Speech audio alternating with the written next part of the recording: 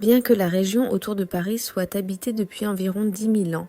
La ville qui est aujourd'hui la capitale de la France doit son nom et ses véritables origines à la tribu gauloise des Parisis, installée entre 250 et 225 avec JC sur les rives de la Seine. Ils donnèrent d'abord au lieu le nom de Lucca, mais grâce à la forteresse et au pont qu'ils construisirent sur le fleuve, ils finirent par contrôler les grandes routes commerciales nord-sud reliant l'Europe du Nord à la Méditerranée. Ce contrôle leur assura une immense prospérité économique et la ville devint suffisamment puissante pour frapper sa propre monnaie d'or. Cependant, cette richesse attira l'attention de la République romaine en pleine expansion. Dans les années 50 avec sur JC, Rome commença la conquête de la région connue sous le nom de Gaule, correspondant en grande partie à l'actuel territoire français. En 52 avec JC, l'armée romaine atteignit les portes de Lucca et les Parisis, comme de nombreuses autres tribus gauloises, affrontèrent Rome lors de la bataille de Lutetia. Les troupes romaines remportèrent une victoire décisive, s'emparèrent de la région et fondèrent un nouvel établissement appelé Lutetia Parisiorum. Cette ville romaine, établie sur la rive gauche de la Seine, fut construite selon le plan typique d'une cité romaine, orientée sur un axe nord-sud et organisée autour d'un forum comprenant un temple et une basilique. À proximité se trouvait un immense amphithéâtre construit au mi-siècle après JC, pouvant accueillir 15 000 spectateurs alors que la ville ne comptait qu'environ 8 000 habitants. Lutetia connut une croissance notable au IIe et IIIe siècle, mais demeura une cité modeste et secondaire, loin derrière de grandes villes romaines comme Lugdunum, Lyon. Un événement décisif marqua toutefois son histoire au milieu du IIIe siècle. Selon la tradition, c'est Saint Denis qui introduisit le christianisme dans la région. À cette époque, l'Empire romain restait fidèle au paganisme et les persécutions contre les chrétiens se poursuivaient. On raconte que Saint Denis fut décapité pour avoir refusé de renier sa foi. La colline où il fut exécuté prit le nom de Mons Martyrum, aujourd'hui Montmartre. Quant au lieu de sa sépulture, une église y fut érigée par la suite, connue aujourd'hui sous le nom de basilique Saint-Denis.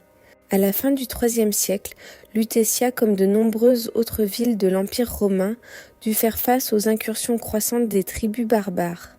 Par mesure de sécurité, une grande partie de la population se réfugiait alors sur l'île au centre du fleuve, l'île de la Cité.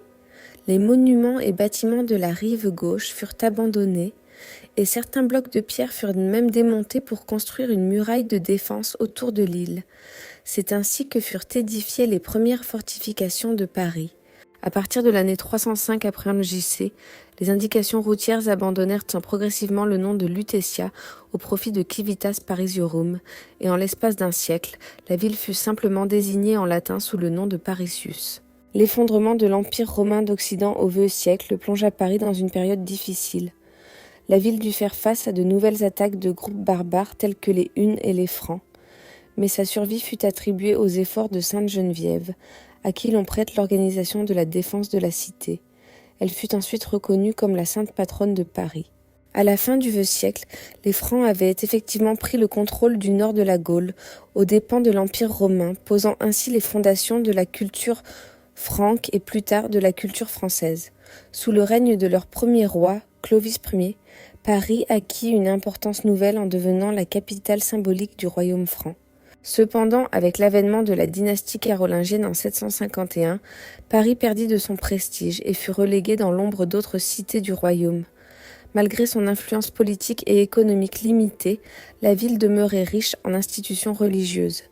Mais ses églises et monastères bien dotés firent de Paris une cible attrayante pour les pillards venus d'outre-mer. Au IXe siècle, les Vikings remontèrent de la Seine avec leurs navires et attaquèrent la ville à plusieurs reprises, la pillant et l'incendiant. S'ils se retirèrent d'abord contre le paiement d'une rançon, ils revinrent en 885, mais furent cette fois définitivement repoussés.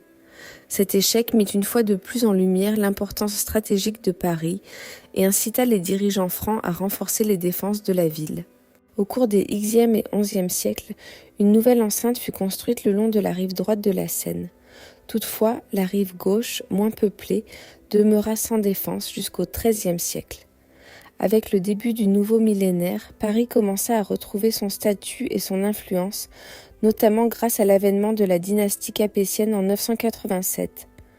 Bien que les premiers rois capétiens ne contrôlassent qu'une région restreinte autour immédiat de Paris, Leur pouvoir s'étendit progressivement, faisant de la ville le centre culturel, commercial, religieux et politique du royaume de France.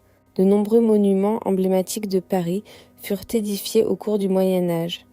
L'île de la Cité abritait les premiers palais royaux de la ville. C'est aujourd'hui l'emplacement du palais de justice. Durant cette période, les zones environnantes développèrent également leur propre identité. La rive gauche devint un centre religieux accueillant de grands monastères tels que Saint-Germain-des-Prés et Sainte-Geneviève. Elle devint également le cœur de l'enseignement avec la fondation de l'Université de Paris en 1150, attirant savants et étudiants venus de toute l'Europe. Pendant ce temps, la rive droite se développa comme le centre commercial et économique de la ville. Ses marchés, ateliers, ports et maisons de marchands en faisaient véritablement le cœur battant de Paris. À la fin du XIIe siècle, la croissance démographique et l'intensification des activités économiques rendirent nécessaire une défense plus solide. Le roi Philippe II répondit à ce besoin en faisant construire une puissante muraille de pierre entourant à la fois la rive droite et la rive gauche. Dotée de nombreuses tours et portes, cette ligne de défense fut achevée en 1913. De plus, le roi fit paver les rues boueuses de la ville et ordonna la construction d'une forteresse à l'extrémité nord de Paris, le Louvre, à la fois pour protéger la cité contre les menaces extérieures et pour renforcer un système de défense capitale en pleine expansion. Au cœur de la transformation médiévale de Paris se trouvait toutefois un projet religieux d'une ambition remarquable, l'édification d'une nouvelle cathédrale.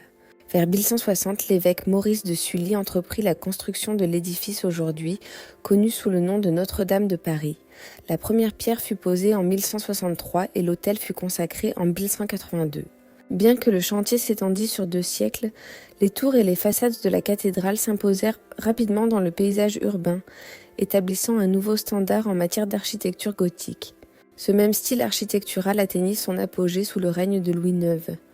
Le roi ordonna la construction de la Sainte-Chapelle entre 1241 et 1248 afin d'abriter la couronne d'épines et d'autres reliques sacrées. Les vitraux de l'édifice comptent parmi les plus anciens de Paris et sont considérés comme de véritables joyaux de l'art médiéval.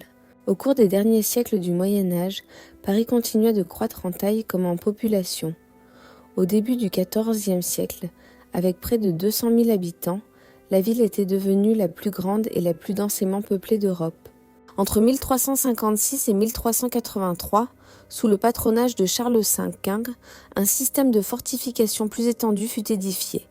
Le roi ordonna également la construction d'une nouvelle forteresse à l'est de la ville, la Bastille. Malgré tous ces développements, la vie quotidienne de la plupart des Parisiens demeurait largement inchangée, dominée par l'influence écrasante de rigides hiérarchies sociales. La majorité de la population se composait de manœuvres, de paysans, de mendiants et de lépreux. Au-dessus d'eux se trouvait la classe des artisans, organisée autour de corporations qui possédaient leurs propres outils et ateliers et qui protégeaient leurs membres de la concurrence et du chômage. Plus haut encore, malgré qu'ils ne représentent qu'environ 15% de la population, les marchands et les banquiers jouèrent un rôle crucial dans le développement de la ville tout au long du Moyen Âge, grâce à leur richesse et à leur influence. Leur succédait un groupe d'importance comparable. Le clergé, régi par une hiérarchie distincte mais tout aussi rigide, et comprenant également les étudiants de l'université. Cette structure offrait l'un des rares moyens permettant aux individus les plus doués et les plus brillants de changer de classe sociale. Enfin, au sommet de l'échelle sociale se tenait la noblesse héréditaire, dont beaucoup formaient l'entourage royal au service du souverain. La croissance rapide de la population et de l'étendue de Paris entraîna très vite des rues surpeuplées et insalubres, devenant un terrain propice aux épidémies. La peste noire, qui ravagea l'Europe à la fin des années 1340, atteignit Paris en 1348 et causa la mort d'environ 50 000 personnes. Les épidémies se poursuivirent par intermittence jusqu'au XVIIe siècle. Cependant, la peste n'était pas le seul danger qui menaçait la vie à cette époque. La violence faisait également partie intégrante du quotidien. Les meurtres représentaient entre 55% et 80% des crimes graves et survenaient bien souvent lorsque des insultes personnelles, des conflits d'honneur ou de simples différends se transformaient en affrontements mortels. La menace de la guerre constituait une autre réalité constante. À la fin du XIVe siècle et au début du XVe, Paris souffrit terriblement de la guerre de 100 ans, qui opposait la France à l'Angleterre.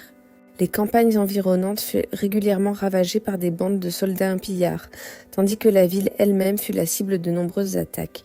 En 1420, Paris fut conquise puis occupée par les troupes anglaises, et en 1431, le roi d'Angleterre Henri XVI fut couronné roi de France dans la cathédrale Notre-Dame. La domination anglaise se poursuivit jusqu'en 1436, mais cette période entraîna l'exode d'une grande partie de la population. Après le retour de la ville sous contrôle français, Paris retrouva son ancienne prospérité et, vers 1500, sa population atteignit 250 000 habitants. Sous le règne de François Ier, une vague de construction d'inspiration Renaissance transforma la ville. Ponts, fontaines et la première version de l'hôtel de ville, destiné à servir de siège municipal, furent édifiés à cette époque. François lança également un programme visant à renforcer la position de Paris en tant que centre scientifique et culturel. En 1531, une nouvelle faculté fut fondée au sein de l'Université de Paris afin d'y enseigner l'hébreu, le grec et les mathématiques. La ville compta très rapidement près de 75 imprimeries, et à la fin du XVIe siècle, Paris publiait davantage de livres que n'importe quelle autre ville d'Europe. La première moitié du XVIe siècle fut marquée par un véritable renouveau culturel dans la capitale. Cependant, la seconde moitié du siècle précipita Paris dans l'une des périodes les plus tumultueuses de son histoire. La ville se retrouva au cœur même des guerres de religion. Entre 1562 et 1518, des affrontements violents éclatèrent dans toute la France entre les populations catholiques et protestantes. Bien que Paris soit demeurée une forteresse catholique, le 23 août 1572, à l'occasion du mariage du futur roi Henri IV, de nombreux dignitaires protestants étaient présents dans la ville pour célébrer l'événement. Cette nuit-là, le Conseil royal ordonna l'assassinat des chefs protestants, mais ce qui devait être une opération ciblée dégénéra rapidement en un massacre généralisé. Dans les semaines qui suivirent, des foules catholiques massacrèrent des milliers de protestants. Cet épisode entra dans l'histoire sous le nom de massacre de la Saint-Barthélemy. À Paris seulement, environ 3000 personnes furent tuées et la violence se propagea par la suite dans d'autres régions du royaume. Au début du XVIIe siècle, Paris n'était pas encore remise de ces décennies de conflits religieux. Un tiers de la population avait quitté la ville, nombre de bâtiments étaient en ruine et plusieurs grands projets, notamment l'agrandissement du Louvre, l'achèvement de l'hôtel de ville et le palais des Tuileries, furent interrompus. Le roi Henri IV prit personnellement en main la reconstruction de la capitale. La place Dauphine et le pont Neuf, premier pont de Paris à être bordé de maisons, font partie des réalisations majeures de son règne. Cependant, ces efforts furent brusquement interrompus lorsqu'il fut assassiné en 1610 rue de la Ferronnerie par un fanatique religieux. Sous ses successeurs, Paris continua néanmoins de se développer. Son épouse Marie de Médicis fit construire le palais du Luxembourg en 1615, tandis que son fils Louis XIII, avec son ministre le cardinal Richelieu, ambitionnait de faire de Paris la capitale culturelle de l'Europe. Ils adoptèrent un nouveau style architectural inspiré des églises de Rome, firent édifier 5 nouveaux ponts sur la Seine et créèrent plusieurs institutions destinées à soutenir le talent artistique de la ville, telles que la Galerie du Louvre, l'Académie française et l'Académie royale de peinture et de sculpture. À la mort de Louis XIII en 1643, son fils Louis XIV monta sur le trône. Cependant, une période d'instabilité politique commença peu après, avec la révolte de la noblesse parisienne contre l'autorité royale, et dura jusqu'en 1653. À l'issue de ces événements, le jeune roi développa une méfiance durable à l'égard de Paris, et, en 1671, il transféra complètement la résidence royale à Versailles. Malgré l'absence du souverain, Paris poursuivit sa croissance. Les anciennes fortifications, devenues obsolètes et contraignant l'expansion urbaine, furent démolies et remplacées par de larges boulevards bordés d'arbres. En 1680, la population atteignait 500 000 habitants. Bien que la majorité demeurât pauvre, une classe moyenne en pleine expansion commençait à profiter d'un nouveau mode de vie, marqué par la multiplication des théâtres, cafés et restaurants. Au début du XVIIIe siècle, Paris poursuivit son extension. Les Champs-Élysées furent planifiés pour s'étendre depuis le jardin des Tuileries jusqu'à la Seine et devinrent l'une des pièces maîtresses d'un vaste axe monumental, intégrant avenues et édifices prestigieux. Cependant, malgré les innombrables merveilles architecturales construites au cours du siècle précédent, une grande partie de Paris ressemblait encore à un labyrinthe étouffant de ruelles étroites, sinueuses et insalubres, bordées de bâtiments surpeuplés. Pour la majorité des Parisiens, la vie quotidienne avait à peine changé depuis le Moyen Âge. Mais de nouvelles idées commencèrent à circuler parmi les esprits les plus éclairés de la ville. Des penseurs tels que Voltaire et Jean-Jacques Rousseau fréquentaient assidûment les cafés, devenus des foyers d'échange, de débats philosophiques et de diffusion de concepts révolutionnaires. À l'approche de 1789, l'attachement de nombreux Parisiens à la monarchie s'était considérablement affaibli. La principale raison en était la mauvaise gestion économique du roi Louis XVI, qui tenta à plusieurs reprises de résoudre la crise financière en imposant de nouveaux impôts au peuple. Cet été-là, une protestation contre le renvoi du ministre des Finances dégénéra en une véritable insurrection, fournissant l'étincelle qui déclencha la Révolution française. Au cours des 10 années suivantes, Paris devint l'épicentre de l'un des événements les plus marquants de l'histoire mondiale, une transition tumultueuse de la monarchie absolue à la République, marquée par la violence, la destruction et de profondes convulsions politiques. L'acte le plus symbolique de cette période fut l'exécution par guillotine du roi Louis XVI, le 21 janvier 1793 sur la place de la Révolution. La violence et l'instabilité politique se poursuivirent tout au long des années 1790 jusqu'à ce qu'un jeune général nommé Napoléon Bonaparte s'empare du pouvoir en novembre 1799. Par un coup d'État dirigé contre le gouvernement dirigeant, connu sous le nom de Directoire, il le renversa et établit le régime du consulat, se proclamant premier consul. Sous Napoléon, Paris commença à se relever du chaos et de la désorganisation engendrés par la Révolution. Bien qu'il se soit fait sacrer empereur en décembre 1804 à la cathédrale Notre-Dame, gouvernant de fait comme un souverain absolu et passant une grande partie de son règne à conduire des campagnes militaires à travers l'Europe, il s'efforça également de transformer Paris en une capitale impériale digne de la Rome antique.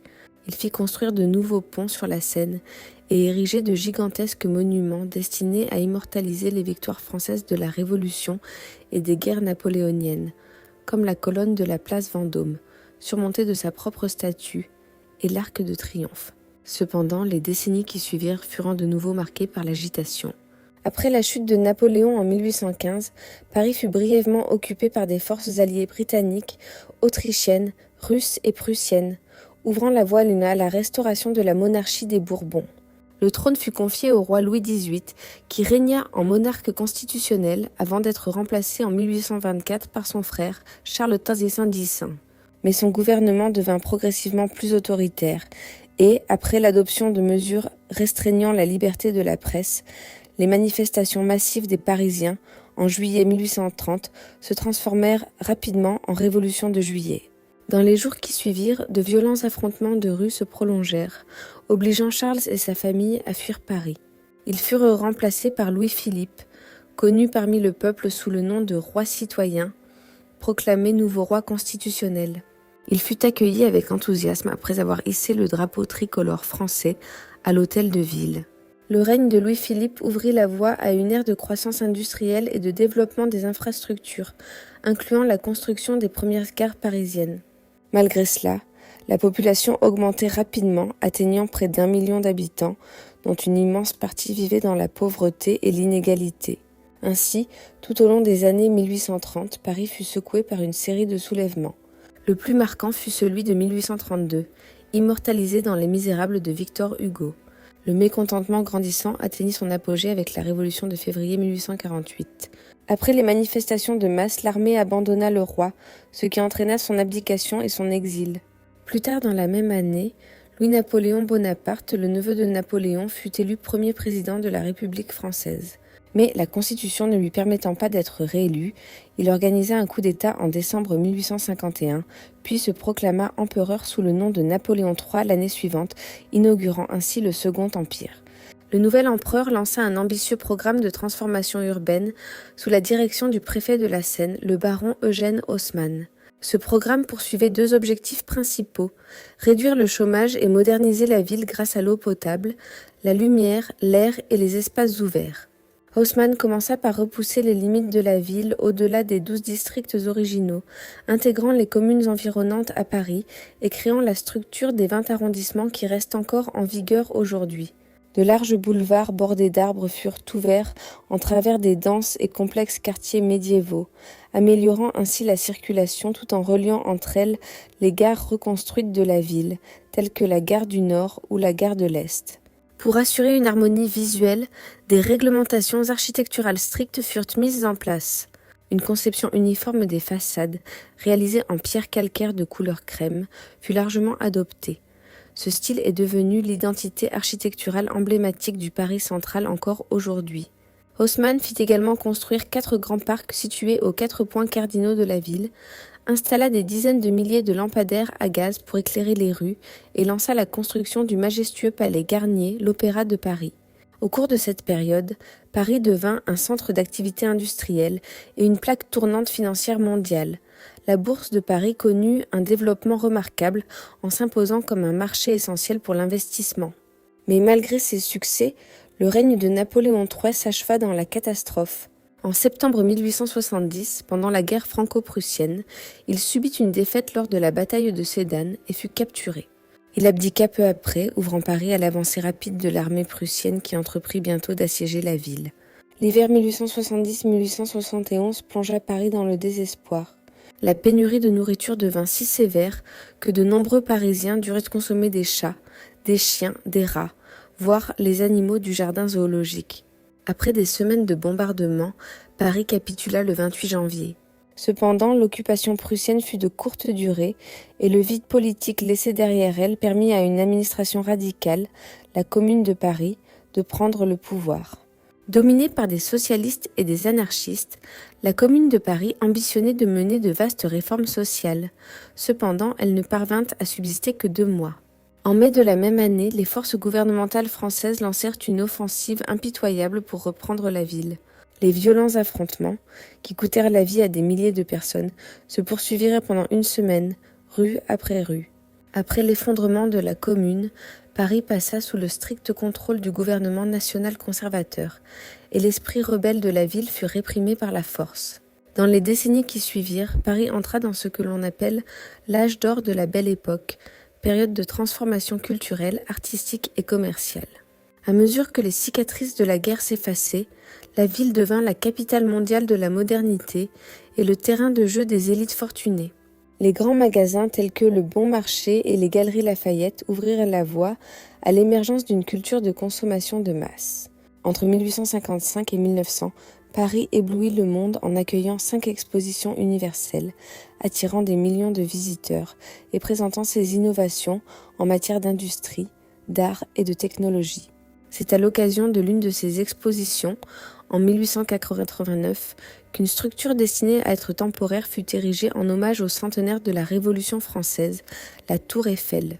Mais l'engouement dépassa toutes les attentes et elle devint finalement une composante iconique et permanente de la silhouette parisienne. Au même moment, Paris s'imposait comme le centre de l'art moderne. Au début du mouvement, Édouard Manet et Claude Monet furent les pionniers de l'impressionnisme.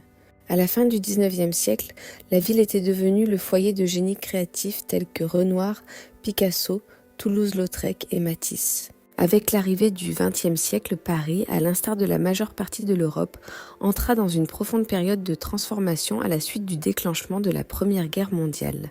En septembre 1914, la ville fut menacée d'encerclement par les forces allemandes en progression.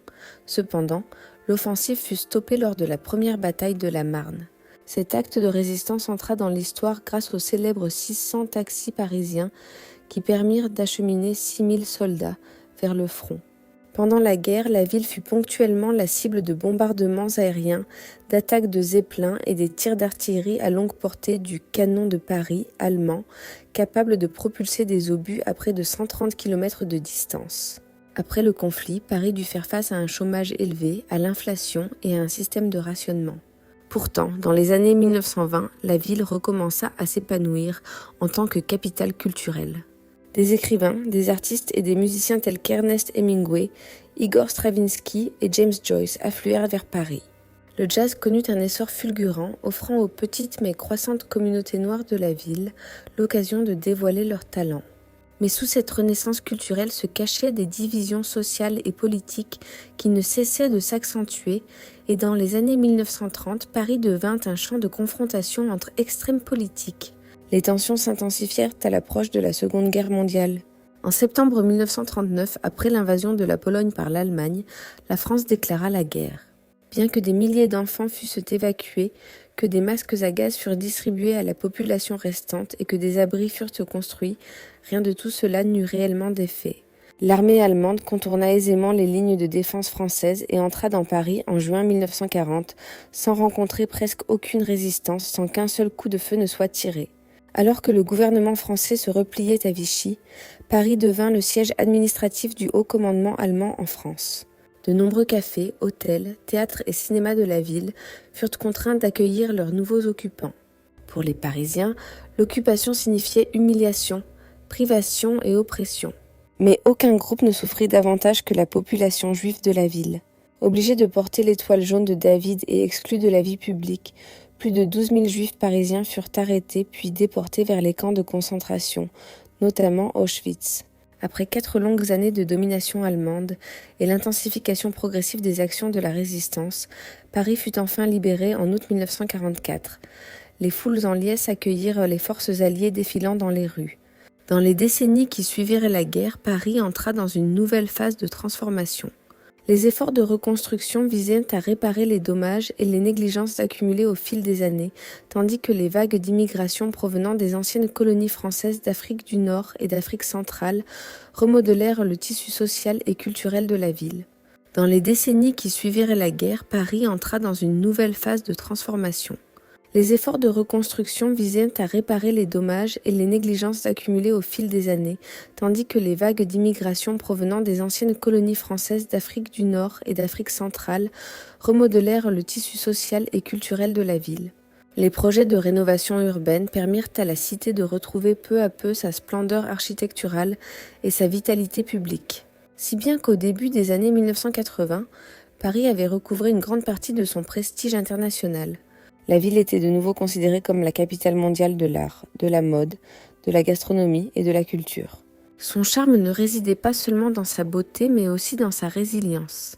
À maintes reprises, malgré la peste, la révolution, la guerre, Paris renaquit de ses cendres et sut retrouver, encore et toujours, sa place parmi les villes les plus fascinantes et les plus belles du monde.